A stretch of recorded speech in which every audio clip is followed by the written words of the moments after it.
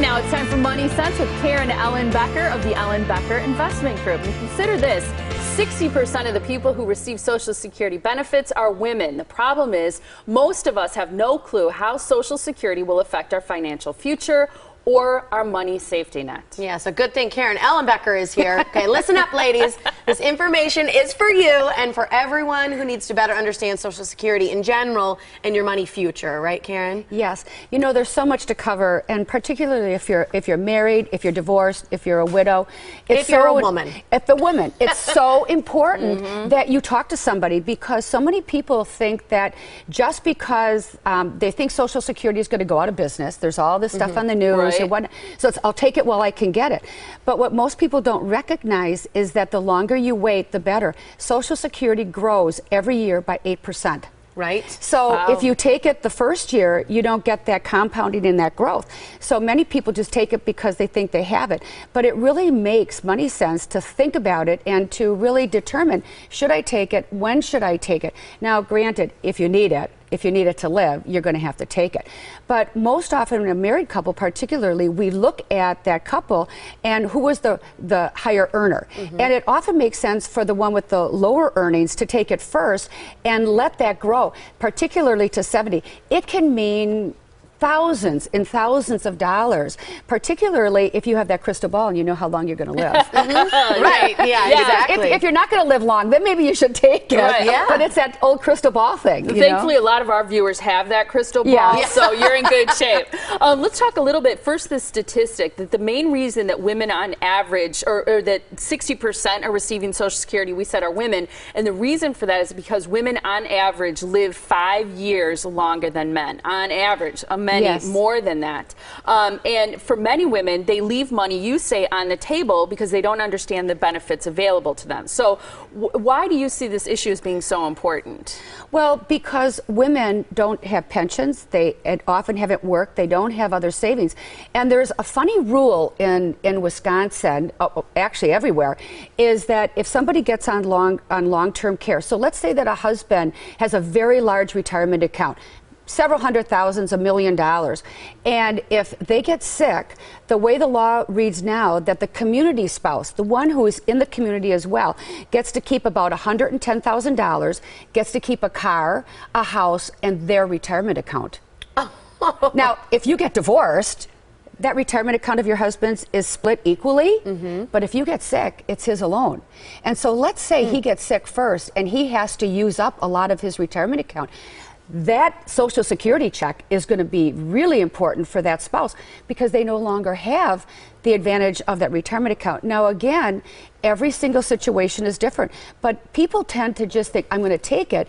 Many people even take it if they don't need it, rather than the longer you wait. So if that spouse had taken Social Security right away, used up a lot of that retirement account, but had waited to age 70, that woman in the community would have a larger check to live off of. So I guess the big news today is, you know, there's so much to cover. If you have the ability to take Social Security, and there's thousands of people retiring, baby boomers, check with somebody, check with your accountant, go to ssa.gov. There are all kinds of calculators. But what most people do is they think that they only have one option. There are so many options depending on your situation. Taking it early, people think that you can't ever change. You can change Social Security. You can start it and stop it, which is really the nice thing. Yeah. Well, and let's kind of just back up just a second and break it down through marital status. So starting with married women again, just what are the benefits for married women specifically? Well, a lot of married women don't realize that if they've worked, again, it depends, have you worked and been married or not? But you always have the ability of having a portion of your husband's Social Security. So you want to determine when should you take that. So if you're married, again, you can have your husband's Social Security. And if you're a divorcee, if you've gotten divorced, a lot of people think, well, if I get married, I can't have Social Security. The truth of it is you just have to wait till you're 60 to be able to get your husband. So you can get married, then you never have ability to get Social Security. If you wait and get married after you're age 60, you have the ability to choose on your current husband or your former husband's Social Security once he's deceased. Now, the other interest... once he's deceased. If you're a widow. If you're a widow. Of your former. husband. Okay. Then you have that ability. The other thing is that a lot of divorcees don't think that they have the ability to get Social Security off of their former husband. The key is, first of all, keep the Social Security number so you can check later on.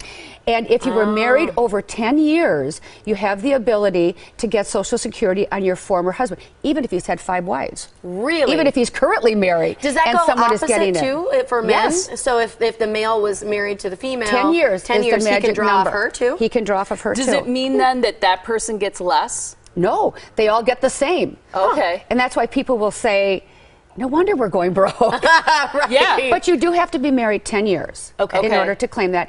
And for a woman, you have to wait to get remarried until you're after 60. So if you're thinking about getting married, if your husband had a much larger Social Security check than the person that you're going to marry, male or female, you may want to wait till after 60. Okay.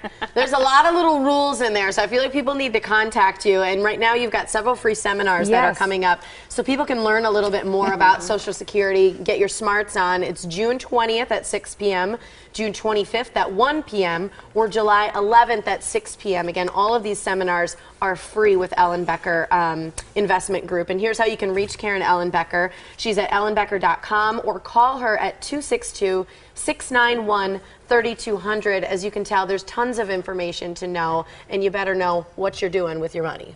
It's just important to check before you make a decision. Yeah. Be smart. Choices. It's all about choices. I like Karen. that. Thank Thank you, you. Karen.